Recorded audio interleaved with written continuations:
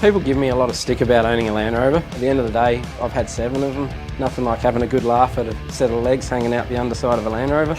You're pretty well guaranteed to never have clean hands as well.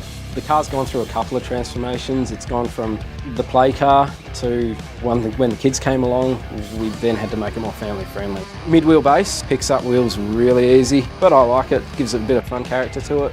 A couple of times we've been away, sitting behind him, and all of a sudden the car just stops dead and the inertia sensor's gone off under the bonnet. Oh, we have to stop again. Bonnet's up, mucking around, getting the car going again. Things just keep stopping. So when I first met Carl was in the car park of a four-wheel drive show. Turned his Landy off and coolant was pouring out of it. And I shouted out to him, hey mate, your car's leaking coolant? And he says, yeah mate, no, that's fine. And proceeded to walk in through the doors. The one thing with James is that he does love to talk about himself and his car. Whenever somebody comes in, James will ask them to just come and have a look at his car for a second. He's really proud of that car. My patrol addiction started with an MQ Patrol that my father and I owned. Found a beautiful GU. It looks bloody good. Every time I lock my car to come into work, I always look back at it.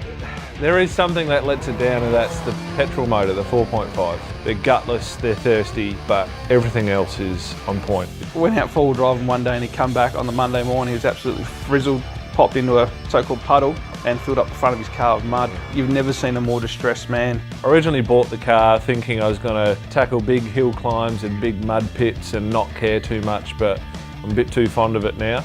Darren's always cleaning his car. We'll be at work, it'll rain, lunch break, out the front with the chamois. I'm always copping grief for how clean it is. So Land Cruiser I purchased back in 2002. Within 48 hours it started to transform and take shape. And I always liked the 80 series. It's just a nice big tough looking car and it's something I needed to have. I think probably the hairiest thing I've ever had happen when we were away with the caravan on the back, and the legendary handbrake of the Land Cruiser just wasn't there, and we all got out the car and away she went backwards down the hill. We all drive very different vehicles. Carl's car always looks more fun though. If I'm going to be honest for a second, the way it bounces around and gets a wheel up, that's good fun. I think we miss out a bit on that sometimes. It's fantastic being able to plan a trip or talk to the customer about a trip that they're about to do.